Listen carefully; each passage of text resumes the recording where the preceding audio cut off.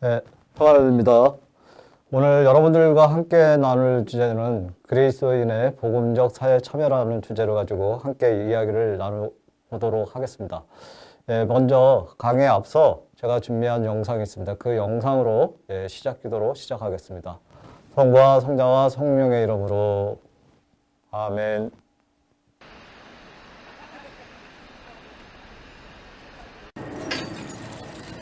종이상자 몇 개 가져올 힘도 없는 듯 할머니 한 분이 아침 일찍 고물상을 찾았습니다.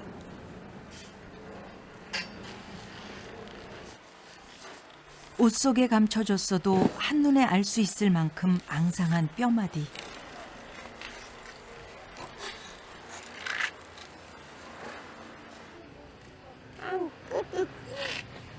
그래서 여기를 팔아갖고 라면이라도 사갖고 가려고 수박 왔더니 저녁에 설탕물 한 그릇 담고 그래도 집이라도 주어서 입고 가네. 한 끼 배고픔을 해결하러 왔다는 할머니 버리는 총 2,500원. 그 돈으로 과연 오늘 끼니를 해결할 수 있을까요?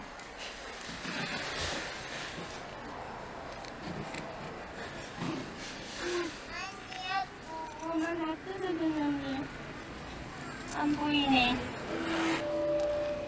설탕물 말고는 하루 종일 먹은 게 없다는 할머니는 마지막 한 방울까지 털어 마십니다.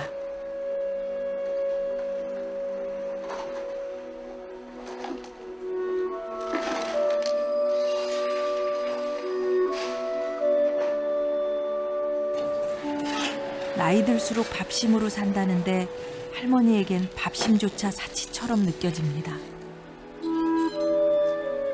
한 끼 걱정을 해결하고 돌아서는 길, 할머니는 다음 끼니를 위해 또 종이를 줍습니다.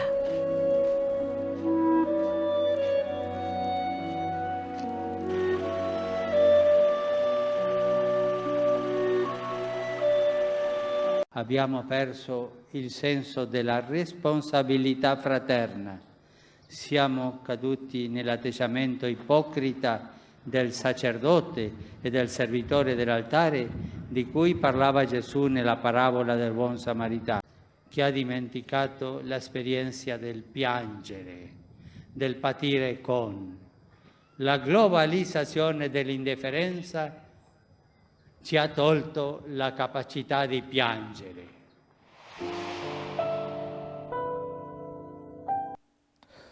네, 영상을 잘 보셨습니까? 영상이 이제 두 가지 내용으로 구성됐습니다. 첫 번째는 우리나라 그 현실적인 노인들의 문제와, 그리고 이어서 본 그 동영상은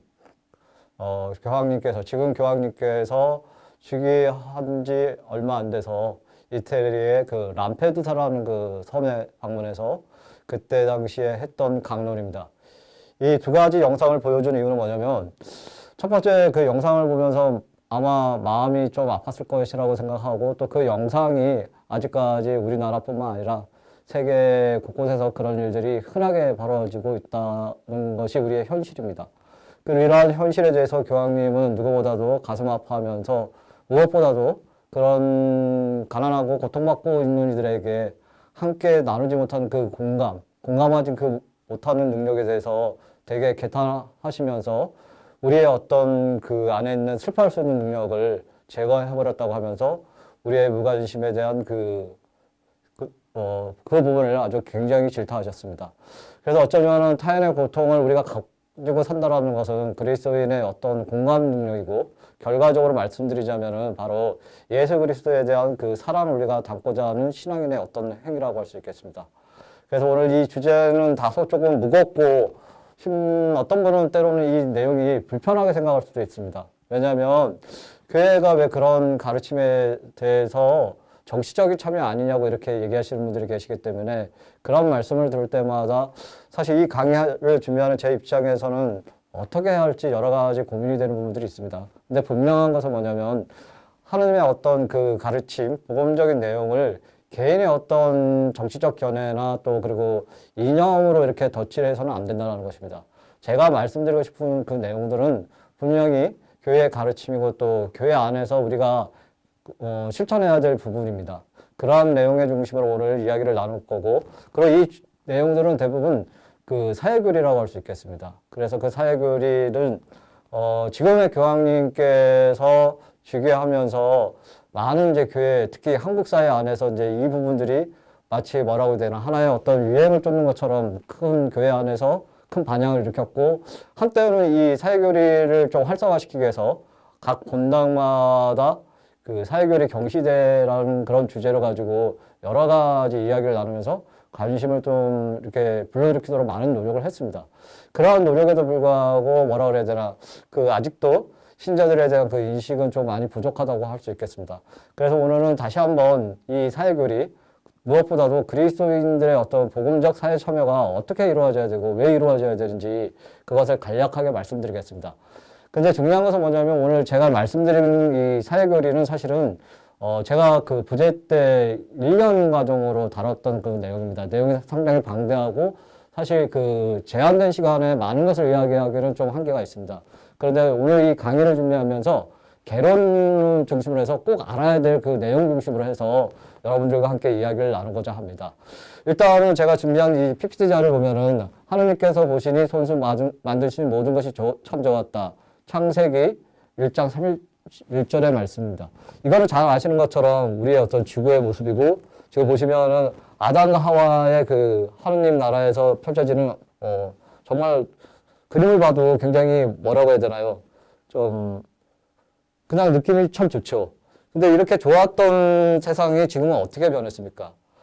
하느님의 창조했던 그 세상이 참 좋았던 세상이 지금은 이런 모습으로 지금 변했다고 해도 과언이 아닐 것입니다.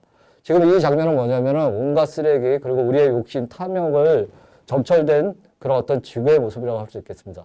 이것이 우리의 현실이고, 그래서 지금은 뭐라 그래야 되나, 하느님의 이 질서가 파괴되는 그런 곳을 저는 이제 세속과 세상을 좀 분리해서 이야기를 하는데, 세속은 뭐냐면은 이 하느님의 질서가 파괴된 곳, 인간의 탐욕이 온전히 그냥 점철된 곳이 그냥 세속이라고 말할 수 있다면, 세상은 하나님이 보시기 좋았던 정말 그 아름다운 하나님의 질서가 온전히 놓여져 있는 곳을 세상이라고 할 수 있겠습니다.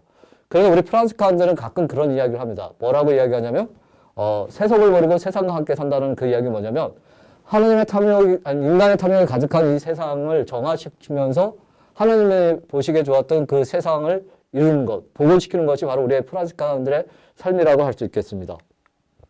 그래서 특별히 이 사회교를 다루기 전에 두 분의 교황님을 좀 제가 말씀드리고 싶은 것은 뭐냐면, 255대 비오 9세 교황님하고 256대 레오 13세 교황님 두 분을 좀 이야기를 하고 싶은 것은 뭐냐면, 19세기 말에 이분들이 이제 그 재임 시절에 우리가 특별히 눈여겨봐야 될 것들은 뭐냐면, 저희 그 1회, 2회 말고 또 제속 3회, 제속 프란시스코 형제가 있습니다. 이 두 분의 그 재임 시절에 저희 제속 프란시스코 해 3회 그 제속탐의 회원 형제들의 그 어떤 사회적 그런 분위기가 활발하게 이루어졌고, 또 그들의 활동이 아주 두드러지게 나타난 그런 시대이기 때문에 간단하게 우리 제속 프란시스코 형제들의 어떤 삶을 제가 좀 이야기했습니다. 특히 255대 그 비오구세 교황님께서는 그 제속 프란시스칸들은 사회 문제에 적극적으로 좀 투신하는 그런 노력들을 많이 했습니다. 그리고 제속 프란시스카 주교인 망원자의 대주교 임마누엘 본 캣텔러라는 그 주교님이 계십니다. 이 주교님은 그리스도교와 노동 문제 그리고 망원자 대성당에서 당대 사회 문제라는 주제로 쇄신의 획기적인 역할을 하셨습니다. 그래서 이 주교님은 이제 뭐 하신 것처럼 제가 말씀드린 것처럼 제속 프란시스칸 회원이고 또 그런 많은 노력들을 했고, 그리고 또 중요하게 눈여겨볼 대목들은 뭐냐면, 당시 기업인이며 제속 프란시스칸인 로마를 쓴 그 노동자 가정을 위한 그 보상은행을 설립했다라는 것입니다.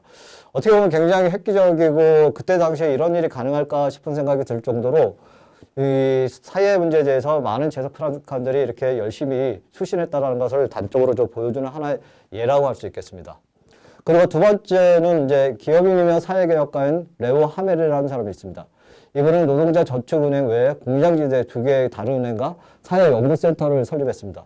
그 목적은 뭐냐면 당시에 그 19세기 말쯤에 잘 아시는 것처럼 산업혁명이 시작되면서 많은 그 농촌에 있던 사람들이 도시로 이주하면서 거기서 또 다른 어떤 가난의 대물림을 이어가면서 고통스러운 삶을 살아가는 그런 과정들을 보면서 우리 그 재석 프랑스칸들이 이 사회 문제에 대해서 어떻게 해결하고 교회는 어떤 모습으로 나아가야 되는지에 대한 그런 고민을 많이 했다고 할 수 있겠습니다. 근데 그때 당시 레오 하멜의 어떤 네 가지 중점의 사회 프로그램을 보면은 지금 시대도 이렇게 적용해도 별반 다를 거 없는 그대로 유효하다고 해야 되나요? 사실 이런 현실이 되게 좀 아픈 거죠. 이때만 해도 뭐 지금 19세기 말이면은 2세기가 지난 현 세계에서 아직까지 이런 것들이 유효하다는 것은 참으로 마음 아픈 일이 아닐 수 없습니다. 그래서 그 첫 번째 내용은 뭐냐면 우리 노동자 형제들의 건강을 지킨다. 두 번째는 노동자들에게 정당한 보수를 지급하는 것이 정의라고 이야기합니다.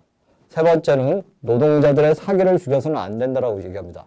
마지막으로 노동자들의 사기를 위해서 물질적 빵과 매일의 양식을 보장해야 된다라고 이야기합니다.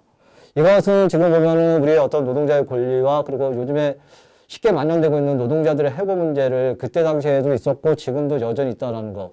그래서 어떻게 보면은 이 세기를 앞서간 뛰어난 어떤 사회개혁 프로그램이긴 하지만 여전히 이것이 유효하다는 것이 앞서 말씀드린 대로 좀 마음 아픈 일들이 계속 진행된다는 것은 좀 우리를 슬프게 한다고 할 수 있겠습니다. 이어서 레오 13세 교황님은 잘 아시는 것처럼 이분 역시 재석 프랑스칸입니다.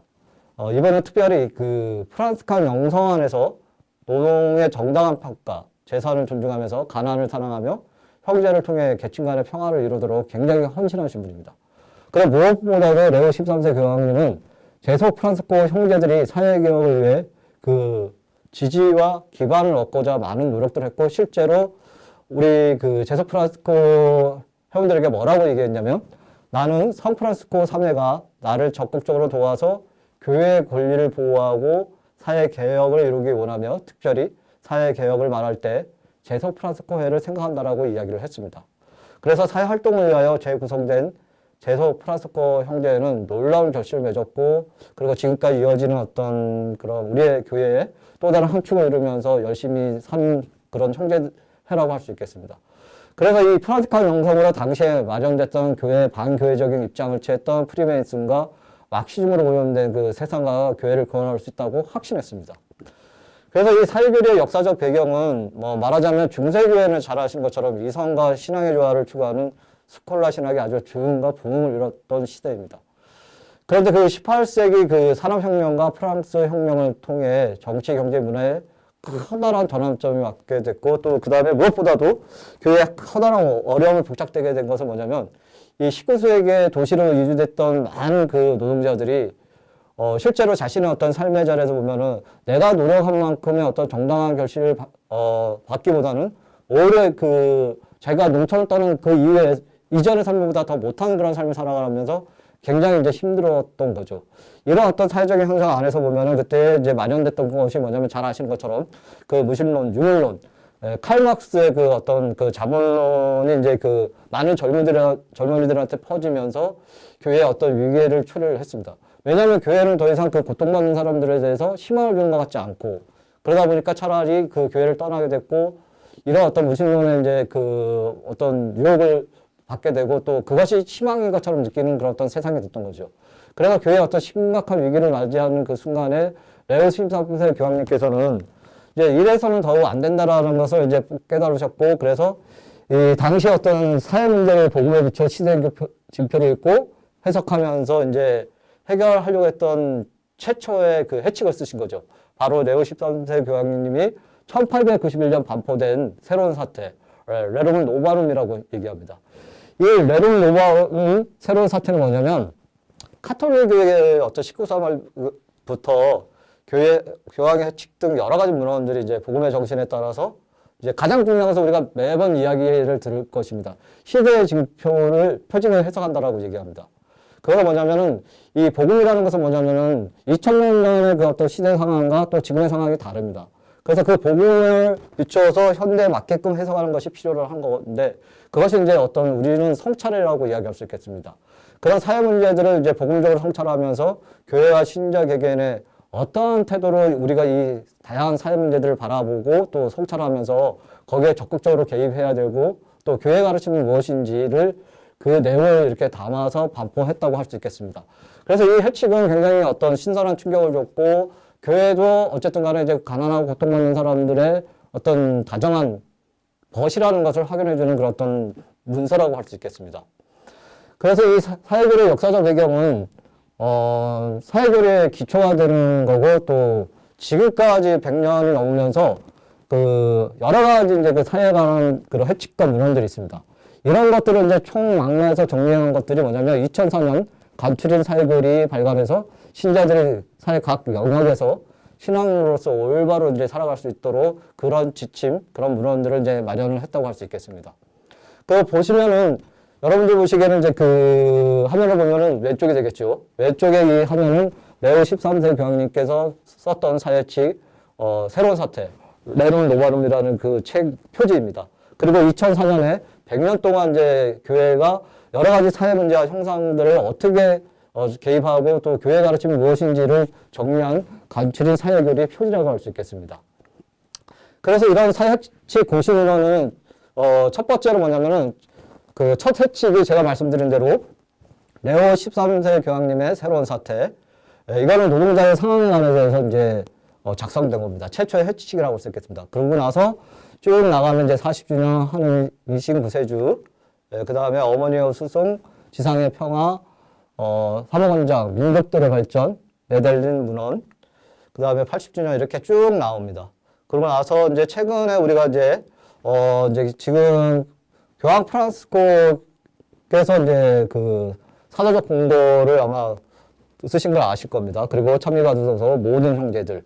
요 세 가지의 어떤 그 공고와 해칙은 우리 프란치스칸들에게 좀 특별한 의미를 담고 있는 것들이 뭐냐면 이 교황님이 항상 이 사도적 공고나 해칙을 작성할 때 성 프란치스코의 영감을 받아서 이 문헌과 해칙들을 썼다라고 이야기합니다.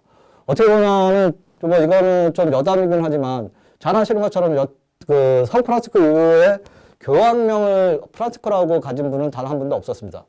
왜냐하면 그 프란치스코라는 그 이름이 주는, 세례명이 주는 의미가 굉장히 무겁죠, 사실은. 가난하고 또 작은 자로서의 그 삶을 살아갈 수 있는, 어떻게 보면 교회 권력이라고 할 수 있는 그 교황과 잘 맞을까? 그래서 어느 누구도 교황명을 선뜻 프란치스코라고 감히 선택하지 못할 만한 이유는 충분히 이해가 되는 부분이라고 할 수 있겠습니다. 어쨌거나 이때 그 교황님도 그때 그 선출되고 나서 브라질의 그 대주교님이 평화 인사를 나누면서 귓속말로 이런 이야기를 했다고 합니다. 가난한 사람들을 잊지 말아달라는 그 이야기를 듣고 이제 프란시스코 명이라는 이제 교황명을 이제 선택을 하게 되겠죠. 그래서 복음의 기쁨과 참여받으면서 더 모든 형제들의 이 내용은 보면은 어떻게 보면 레오 13세 교황님의 어떤 그 해칙들, 그리고 이후에 전임 교황님들이 썼던 그 해칙들을 꾸준히 이제 계승하면서 현 사회에 맞게끔 이제 발전시키는 어떤 내용들이라고 할 수 있겠습니다. 그래서 이제 그 복음의 기쁨은 프란시스코 교황은 2013년도 11월 26일 이제 사도적 공고 첫 이제 복음의 기쁨을 이제 발표를 했죠.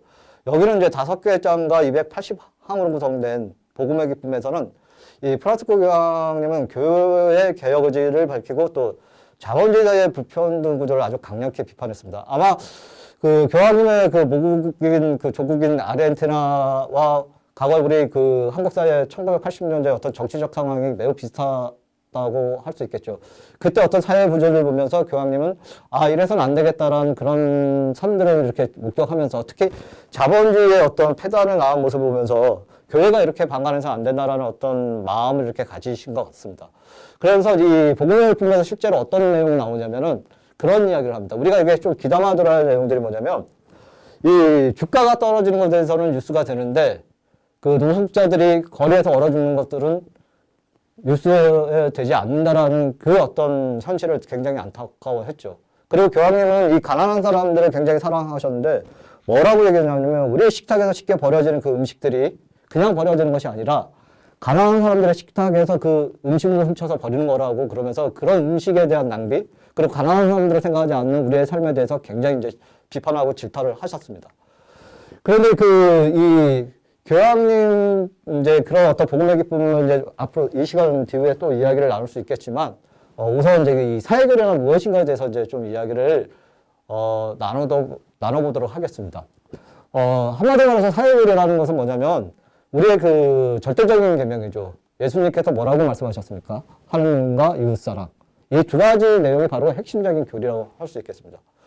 가톨릭 교회는 19세기 말부터 교황님의 해칙 등 여러 가지 문헌을 통해서 이 복음의 정신에 따라 그 시대의 표징을 해석하고 사회 문제들을 성찰함으로써 교회와 신자 개개인이 어떠한 태도로 다양한 사회 문제들을 식별하고 판단하고 행동해야 되는지를 이런 내용들을 이제 담고 있다고 할 수 있겠습니다. 그래서 사회교류의 중요성은 뭐냐면은 사실 그 이전에도 있었긴 했지만 제가 강의 앞서요. 저희가 말씀드렸던 게 뭐냐면 지금의 프랑스 교황님이 이렇게 즉위하면서 우리가 보다 많은 관심들을 갖게 됐다라는 것이죠. 근데 이전에 이제 그 교리를 받는 분들, 신자분들은 기억하시는지 모르겠지만 이 카톨릭 교회 교리서가 1권부터 2권, 3권까지 구성되어 있는데 그 3편에 보면 그리스도인의 삶이라고 바로 지켜교리에서 이 다뤄지는 교회의 중요한 가르침인데 아무래도 교리 기간이 짧다 보니까 대부분 이 3편의 내용들을 생략하고 넘어가는 경우들이 되게 많습니다. 그래서 신자분들이 이게 있는 건가라고 이렇게 고개를 갸우뚱거리는 이유는 바로 이런 내용들이 생략됐기 때문에 아마 생소하게 다가오는 것이 아닐까라는 그런 생각을 좀 해봅니다. 그래서 그리스도교 신앙은 신자들의 어떤 개인적인 영성생활이나 기복적인 기도 생활에 머무는 것이 아닙니다. 이웃과 친교를 나누면서 봉사하고 자신이 속한 공동체를 위해 헌신해야 된다는 것은 뭐냐면 결국 예수님께서 우리 인간의 구원을 위해서 십자가의 고통을 받고 죽으신 것처럼 자기의 희생의 삶, 이것이 우리의 어떤 신앙인의 본질적인 삶이라고 할 수 있겠죠. 그래서 결국은 뭐냐면 사회교류는 가정, 생명, 삶, 정치, 경제, 사회문화, 노동, 인권, 세계 평화 등 사회의 다양한 영역에서 신자로서 추구하고 지켜야 할 신앙 원리들과 윤리 기준이며 이는 내 이웃을 너 자신처럼 사랑해야 한다는 마태복음 22장 39절의 말씀을 실천하기 위해 마련된 신앙인의 삶의 지침서라고 할 수 있겠습니다. 네, 앞에서 잠깐 언급했던 내용이지만 복음의 기쁨에서 보면 4장 복음화의 사회적 차원이라는 그런 내용들이 있습니다. 여기서 신앙 고백과 사회적 참여라는 소주제로서 178항에서부터 179항의 내용을 잠깐 언급하자면 너희가 내 형제들인 이 작은 이들 가운데 한 사람에게 해준 것이 나에게 해준 것이다. 그러면서 교황님께서는 교회는 그 본성상 선교적입니다. 바로 이 본성에서 이웃을 향한 실질적인 사랑과 이해하고 돕고 격려하는 공감이 솟아난다라고 이야기합니다. 그리고 사회 문제에 대한 교회의 가르침을 이제 다시 한번 언급하시는데 182항에서부터 185항까지 내용을 잠깐 읽어보도록 하겠습니다. 하느님께서는 모든 것을 우리가 누리게 해주시려고 곧 모든 사람이 누리게 해주시려고 모든 것을 창조하셨다. 그러므로 그리스도인의 회개는 특히 사회 질서와 공동선 추구와 관련된 모든 것에 대한 재검토를 요구한다라고 이야기합니다. 그리고 49항에 보면은 자기 안위만을 신경 쓰고 폐쇄적이며 건강하지 못한 교회보다는 거리로 나와 다치고 상처받고 더럽혀진 교회를 저는 더 좋아합니다. 그리고 216항에서 우리는 모두 아시시의 프란시스코 성인처럼 하느님의 사랑 안에서 작지만 강한 그리스도인으로서 우리가 사는 이 나약한 세상과 사람들을 보살피도록 부름을 받고 있습니다. 이 216항 보면은 굉장히 뭐라 그래야 되나 이 프란시스칸으로서 굉장히 좀 엄청난 어떤 전율과 떨림을 느꼈습니다.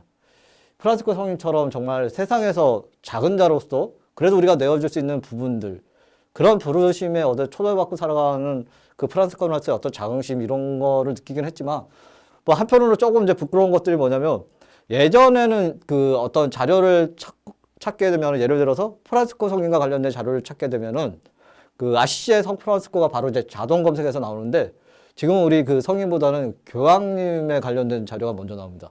그래서 어떻게 보면은 우리 프란시스칸보다는 교황님이 더 프란시스칸으로서 열심히 사는 것이 아닐까라는 그런 모습을 보면서 좀 자긍심과 함께 동시에 부끄러움도 함께 느낀다고 할 수 있겠습니다. 그래서 복음의 기쁨 위에 두 번째 최초의 회칙을 쓰신 게 뭐였냐면 교황님께서 환경에 관한 회칙입니다. 최초라고 제가 말씀드렸던 것은 참미받아서의 회칙이 우리에게 요구하는 것은 단순히 그 어떤 생태적인 그런 회계를 이야기하지 않습니다. 보다 더 본질적인 구조적인 것을 이제 보면서 얘기하는데, 왜냐하면 이 생태의 어떤 그 파괴는 결국 뭐냐면 이 사회가 낳은 어떤 모순의 결과라는 것입니다. 그런 어떤 환경은 뭐 자연환경뿐만 아니라 우리의 일상 안에 사회 환경도 포함되고 뭐 주거의 환경도 포함되고 이 모든 것들이 맞물려서 해결돼야 할 우리의 어떤 신앙의 과제라고 이야기했으며 또 이것을 실천해야 된다고 이제 이야기를 합니다. 그래서 그러면은 정말 교회 복음적 사회 참여를 하기 위해서 우리가 어떻게 참여를 할 것인가에 대한 그런 원리를 우리가 조금 다뤄보도록 하겠습니다. 어떤 세상을 보는 어떤 뭐 여러 가지 시각들이 다양합니다. 우리가 흔히들 얘기하는 그런 어떤 보는 시각들은 뭐 다양한 거지 다르지 또 그것이 틀리다라고 이렇게 보지는 않습니다. 근데 어떤 사회 현상에 대해서 우리가 그냥 자신의 어떤 이념이나 어떤 정치적인 그런 것으로 우리가 판단하는 것이 아니라 이 사회 교리는 아까 말씀드린 대로 시대의 표징을 해석하고 그것을 복음의 기준으로 우리가 바라봐야 된다는 것입니다.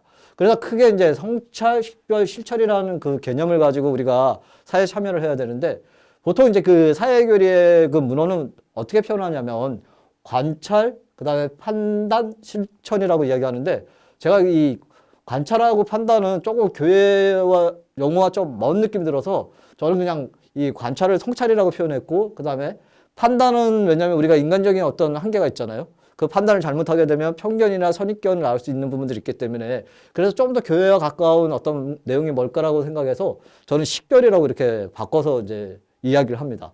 그래서 성찰과 식별, 실천을 가지고 우리가 하나의 예를 들자면 지금 얼마 전에 각 본당에서 우리 신자 여러분들 그 사형제도 반대안에 대해서 서명을 하신 걸로 알고 있습니다. 그러면 이 사형제도가 도대체 왜 문제인가를 우리가 예를 들어서 좀 이야기하자면 일단은 성찰을 좀 해보는 거죠. 사형제도의 문제가 뭐냐면 인간이 판단을 하는 부분들이 있고 또 그 인간이 판단하는 것들이 뭐냐면 어떤 법이라는 이름으로 판결하고 선고를 하긴 하지만 그것이 항상 옳은 모습으로 나오지는 않다라는 거죠. 잘못된 판결로서 그 고귀한 목숨을 잃는 경우도 되게 많고 좀 안타까운 이야기지만 우리가 그 1970년대 이렇게 정치적 상황에서 가장 어려울 때 그 이 사형제도가 사실은 오용되고 남용된 거를 아마 기억하실 겁니다. 그래서 그것이 문제가 되기 때문에 그래서 이러한 상황들을 보고 이 성찰을 하자면은 결국 뭐냐면 그 모세가 십계명을 받을 때 거기에 뭐라고 나옵니까? 살인해서는 안 된다라는 것이 교회의 가르침이거든요.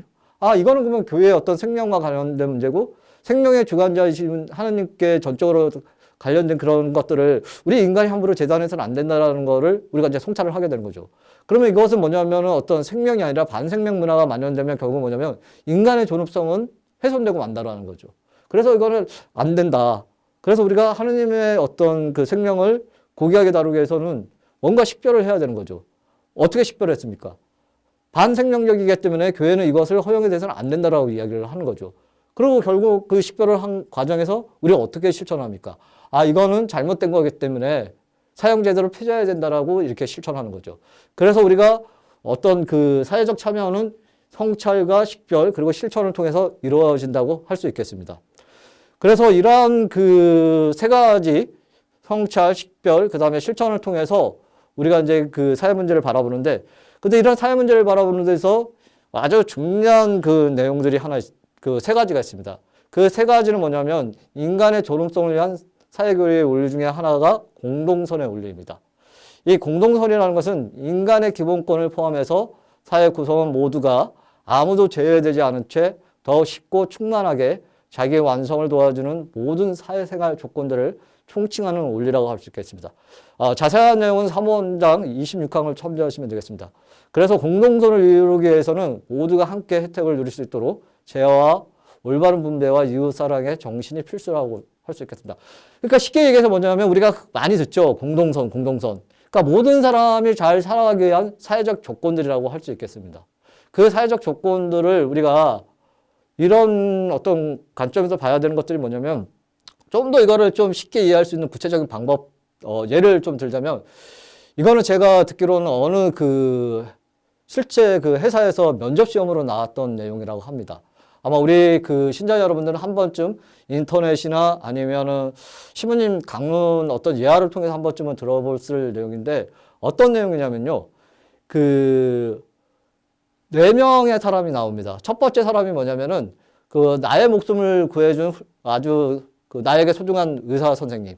그 다음에 그 몸이 이렇게 불편하신 어르신이 한 분이 계시고, 그 다음에 내가 이렇게 좋아하는 이상형이 있는 한 분이 계십니다. 그래서 나를 포함해서 3분이 있는 거죠. 근데 내가 이제 차를 몰고 갑니다. 차를 몰고 가는데 이 3사람이 이제 비 오는 날에 버스 정류장에 이제 서 있는 것입니다. 근데 중요한 것은 뭐냐면 내가 차를 몰고 가는데 여기서 한 사람을 태울 수밖에 없다라는 겁니다. 그러면 여러분들은 누구를 선택하겠습니까? 뭐 여러 가지 막 이제 누구의 또 뭐 나오죠. 아무래도 이제 어떤 의사를 선택하시는 분들은 나의 생명을 이제 구해줬으니까 소중한 사람이라고 생각하기 때문에 의사를 태우고 간다고 얘기하시는 분 계실 거고, 또 아니면은 그 뭐 몸이 불편하시니까 그 어르신을 태우고 간다고 이야기하시는 분도 계실 것이고, 마지막으로 내가 저 이상형을 언제 만나볼까라는 생각 때문에 그런 이상형을 놓치고 싶지 않아서 그분을 태운다고 이야기할 수도 있습니다. 근데 제가 여기서 말씀드린 것은 뭐냐면, 그러니까 정답을 이야기하는 것이 아니라 물론 각자의 생각이 옳습니다. 근데 가장 이상적이고 우리가 모든 사람이 이렇게 좀 피해 없이 이 상황에서 선택할 수 있는 방법들이 뭐냐면, 결론적으로 말씀드리자면 내가 그 운전을 해왔으니까 그 키를 의사 선생님한테 주고 그 의사 선생님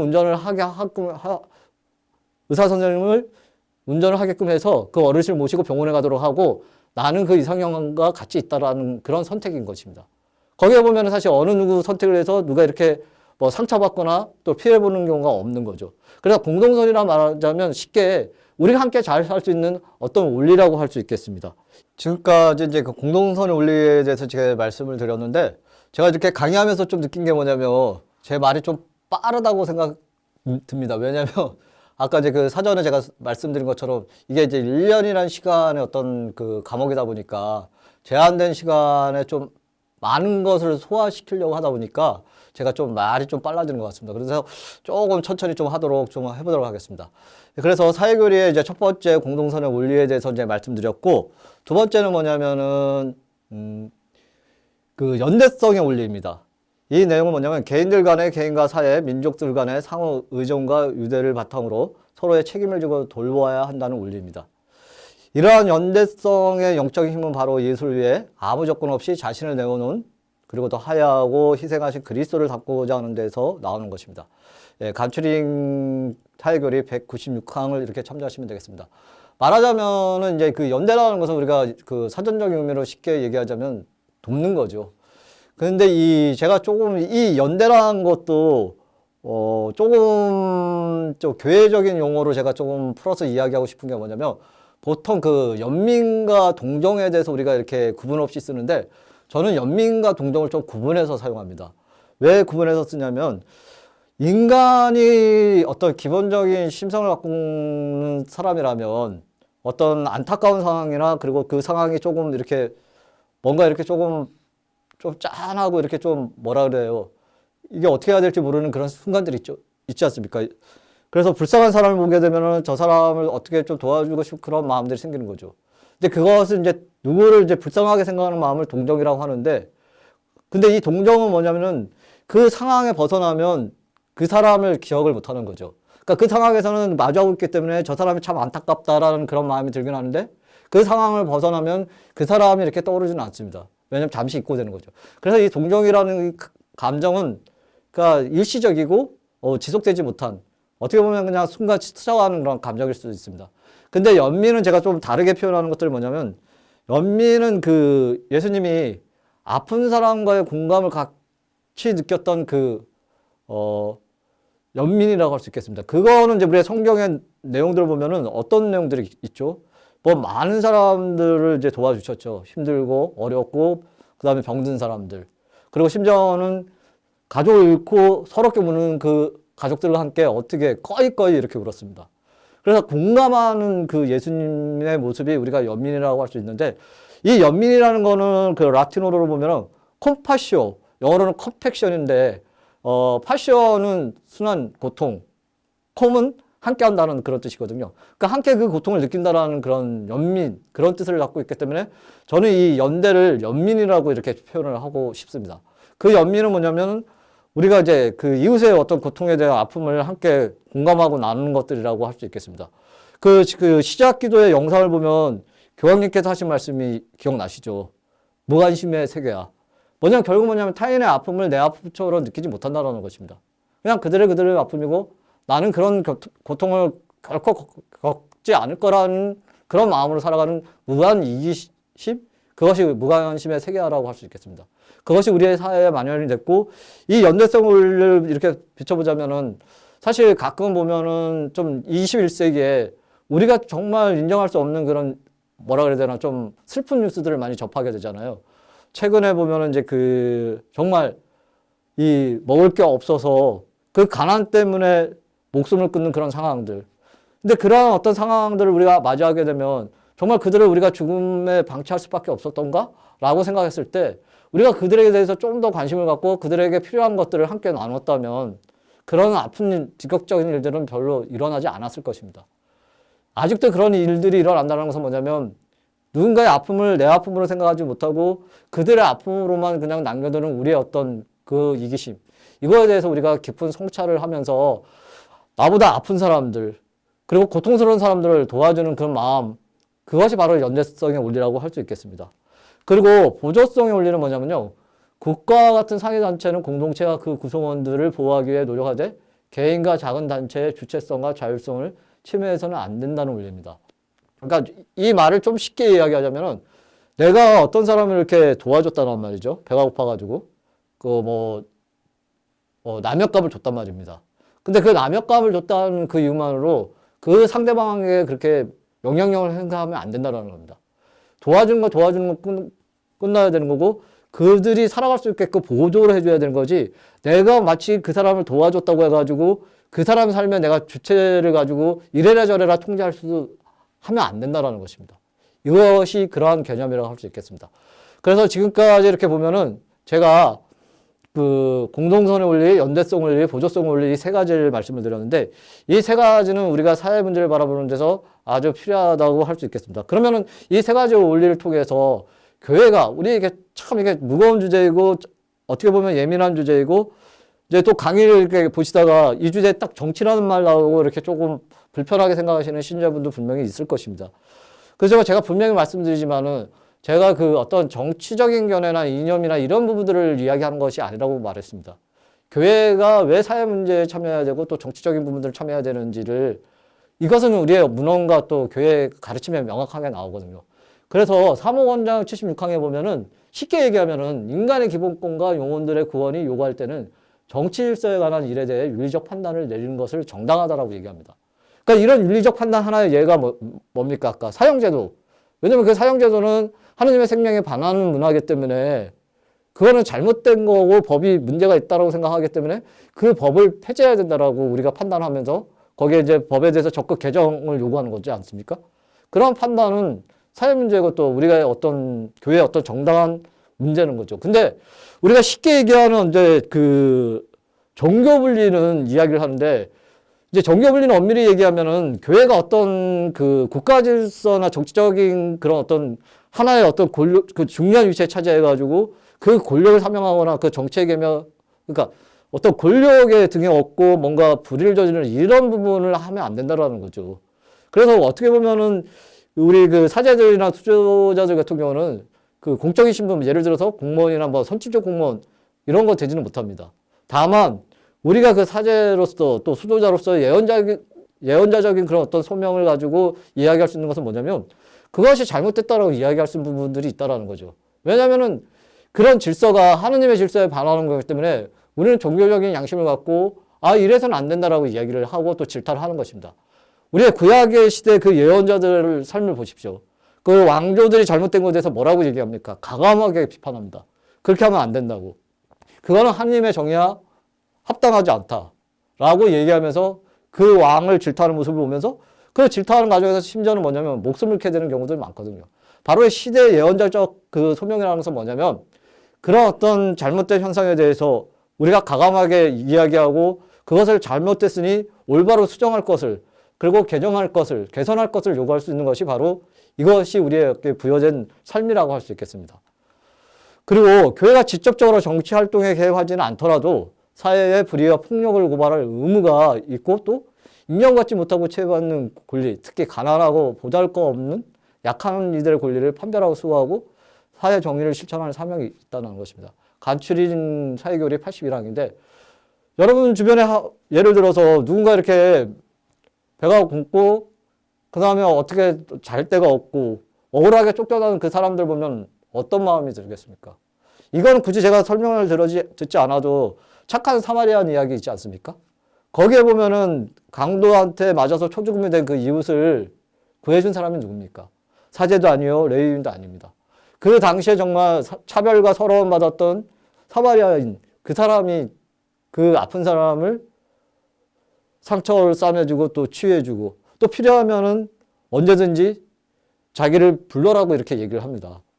그런 어떤 적극적인 도움을 주는 그런 도움들이 우리가 필요하다는 거죠. 이 시대에 보면은 정말 우리가 놀라울 정도로 우리가 이렇게 높은 빌딩에 뭐 잘 먹고 잘 살고 그런 가정에서 보면은 그 높은 빌딩에 들여진 그 그림자에 보면은 우리가 생각지도 못하는 상상하지도 못하는 그런 사람들의 어떤 고통스러운 사람들이 있다라는 거죠. 이 시대에 어떤 차별받고 서름받는 사람들이 얼마나 많습니까?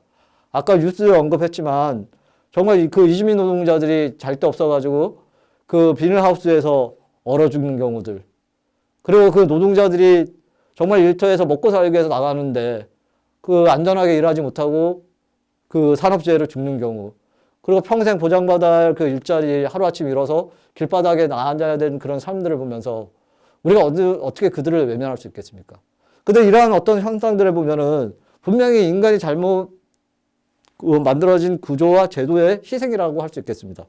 그렇다면 이 잘못된 구조에 대해서 우리가 아니다라고 이야기할 수 있는 시대적 그런 어떤 예언자적 소명을 우리가 이야기할 수 있어야 된다는 것입니다. 그래서 우리는 이 사회 문제에 대해서 관여하고 교회는 이런 사회 문제에 대해서 분명히 이야기합니다. 그들과 함께 살아갈 것을 말입니다. 그리고 그 사회교리는 어떤 정치 경제적 이념 제시가 아니라 보험적 가치를 통해 인간의 존엄을 지키고 사랑과 정의와 평화의 바탕으로 공동선을 실현해 나감으로써 이 땅에 하느님 나라를 건설하는 데 있다는 것입니다. 여기 좀 오타가 났네요. 죄송합니다. 쉽게 얘기하면은 하느님 나라는 뭡니까? 정말 정의와 평화가 넘치는 것이거든요. 거기에는 우리가 정말 집 없는 서러움, 일자리 없는 서러움, 내가 어떤 사람과 피부색이 다르다는 이유만으로 그런 서러움으로 살아가는 곳이 아니라는 것입니다. 모든 사람이 정말 자유롭게 평화롭게 살아갈 수 있는, 심지어는 그 이사야 예언서에 뭐라고 나옵니까? 사자들이 어린 양과 뛰어노는 곳, 그리고 아기가 그 독사의 입에 넣어도 물리지 않는, 이것만큼 평화로운 사회가 어디 있습니까? 그것이 바로 우리가 이 땅에서 구현시키고 실현시켜야 될 하느님 나라라는 것입니다. 그래서 그런 하느님 나라를 건설하는데 우리가 공동선을 실현시키기 위해서 최선을 다해야 된다는 것이 우리의 어떤 사명이라고 할 수 있겠습니다. 예, 이처럼 하느님 나라 건설을 위해서 우리가 해야 될 어떤 사명, 소명은 주님의 기도 통해서도 많이 언급됩니다. 정말 그 하느님 나라는 뭐냐면 제가 앞서 설명한 것처럼 차별과 서러움이 없고 소외된 사람이 없는, 모두가 정말 하느님의 자녀로서 살아갈 수 있는 그런 평화롭고 기쁨이 넘치는 정의로운 사회라고 할 수 있겠습니다. 그런 하느님 나라를 건설하기 위해서 우리는 초대받아왔다는 그 사실을 잊지 않았으면 좋겠습니다. 그래서 우리의 어떤 그 초대에 합당하게 부르심을 응답하기 위해서는 뭐냐면 그러한 삶을 살아야 되는 거죠. 이러한 삶을 살아가기 위해서 교황님께서는 우리 신자들에게 뭐라고 얘기하냐면 신자들의 정치참여는 그리스도인의 의무라고 얘기합니다. 그래서 그러한 내용을 이렇게 좀 소개하고 싶은데 어느 신자분이 교황님께 우리 신자들이 어떻게 살아갈 것인가에 대한 그런 설명하는 그 동영상이 나오는데 그 동영상을 잠깐 보고 계속 강의를 이어나가도록 하겠습니다. Santo Padre, sono il professor Jesús María Martínez. Ai tifosi, Mi domando sul nostro compromesso politico, sociale, nella società. Come adulti nelle scuole gesuitiche, ci dica qualche parola. Come il nostro compromesso, il nostro lavoro oggi in Italia, nel mondo, può essere gesuitico, può essere evangelico. Bellissimo.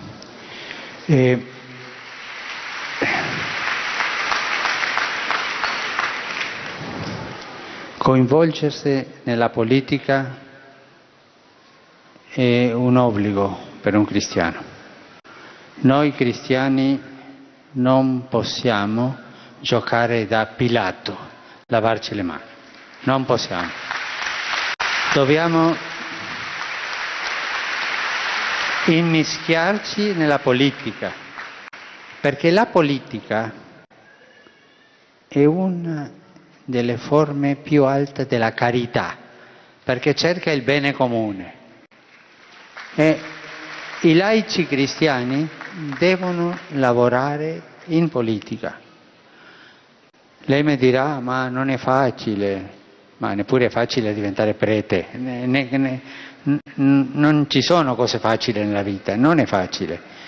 La politica è troppo sporcata, ma io mi domando, è sporcata perché? Perché i cristiani non si sono mischiati con lo spirito evangelico? Quella è una domanda che ti lascio. È facile dire la colpa di quello, ma io cosa faccio, no? Ma è un dovere. Lavorare per il bene comune è un dovere di un cristiano e tante volte la strada per lavorare è la politica. Ci sono altre strade, professore per esempio è un'altra strada, ma l'attività politica per il bene comune è una delle strade. Questo è chiaro? Grazie. Grazie.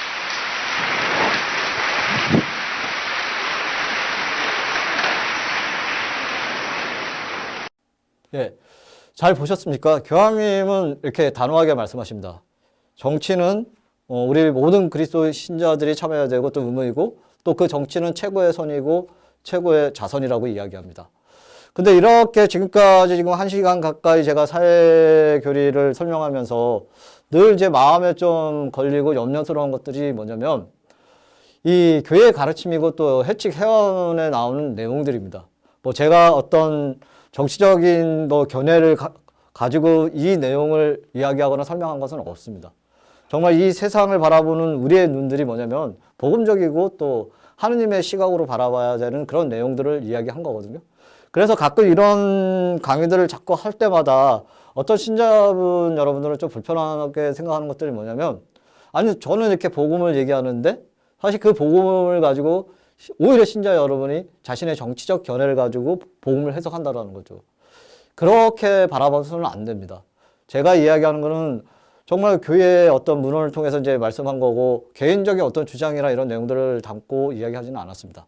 그래서 1시간 동안 정말 그 방대한 내용을 제가 조금 짧게 이렇게 정리해서 이야기한 거 아까 강의 서두에서 얘기한 것처럼 이 어떤 개론 형식으로 제가 이제 설명을 해드렸습니다. 그래서 조금 정리를 하자면은 이 교회의 가르침은 뭐냐면 그 사회를 바라보는 데서 뭐냐면 복음적인 그 가치 판단에 입각해서 성찰, 그 다음에 식별, 실천을 해야 된다는 거죠. 근데 이런 과정에서 보면 가장 중요한 것은 뭐냐면 공동선의 원리가 있고 연대성의 원리가 있고 보조성의 원리가 있다는 거죠. 공동선의 원리는 뭐냐면 한마디로 모든 사람이 잘 살아가기 위해서 그 사회적인 조건들을 그런 구조들을 만들어가는 어떤 실천적인 행위. 그 다음에 연대성의 원리는 뭐냐면 누가 아프거나 힘들거나 고통에 빠져 있으면 그 사람의 아픔을 내 아픔으로 생각하면서 함께 도와주는 것들을 연대성의 원리라고 얘기하고 보조성의 원리는 뭐냐면 내가 그 사람을 도와줬다고 해서 그 사람이 어떤 가지고 있는 고유한 인격을 침해하거나 함부로 해서는 안 된다는 거죠. 보조해주는 걸로 그걸로 끝나야 된다는 거죠. 이런 세 가지의 원리를 통해서 우리는 사회 문제를 바라봐야 되고 또 정치적인 참여를 해야 된다는 것입니다. 지금까지 신자 여러분들 제 강의를 어떻게 들었는지 모르겠습니다. 조금 숨가쁘게 달려왔고 그리고 뭐 세상 아는 내용인데 이렇게 이야기할 수도 있고 여전히 불편하게 생각하시는 분도 있을 것입니다. 근데 중요한 것은 뭐냐면 우리가 많이 알고 불편하고 이걸 다 떠나서 확고한 것은 뭐냐면 교회의 가르침이고 이 가르침을 아는 데서만 멈추면 안 된다는 것입니다. 여전히 이 사회는 너무나 아픈 사람들이 많고 우리의 위로가 필요한 분들이 되게 많습니다. 세상에 희망을 갖기 위해서는 뭐냐면 우리가 그 희망이 되어줘야 되는 삶을 살아가는 것이 필요하거든요. 정말 교회의 어떤 신앙으로서의 삶이라는 것은 뭐냐면 누군가에게 이렇게 아픔에 대해서 오히려 상처를 가하고 고통을 가하는 것이 아니라 그들의 공통을 싸매주면서 심지어는 뭐라고 우리가 이야기할 수 있냐면은 내가 아프더라도 그 상대방을 치유해주는 그래서 한 번쯤은 들어보았을 그런 단어인데 상처 입은 치유자의 삶이 바로 우리의 삶이 아닐까라는 생각이 들거든요. 예수님도 상처를 받는 그 순간에 십자가의 그 고통스러운 순간에 우리 인간을 위해서 치유를 해주신 거, 그러한 삶을 우리가 잊지 않았으면 좋겠습니다. 그러한 삶을 충실히 살아갈 수 있도록 오늘 이 강의를 한번 숙지하시고 또 정말 잊지 않고 우리가 살아갈 수 있었으면 좋겠습니다. 무엇보다 더 중요한 것은 뭐냐면 여전히 우리의 어떤 손길을 기다리는 수많은 사람들이 있고 고통스러운 사람들이 있다는 것입니다. 그들과 함께 하면서 그들과 나눈 삶을 살아가는 것이 우리의 어떤 시대 앞에 놓여진 소명이라고 할 수 있겠습니다. 지금까지 강의를 들어주셔서 고맙고 조금 빨리 이렇게 조금 설명하듯이 했는데 그 점 양해해 주시고 이상으로 이제 강의를 영광 속으로 마치도록 하겠습니다. 영광이 성부와 성자와 성령께 처음과 같이 이제와 항상 영원히 아멘. 성부와 성자와 성령의 이름으로 아멘. 고맙습니다.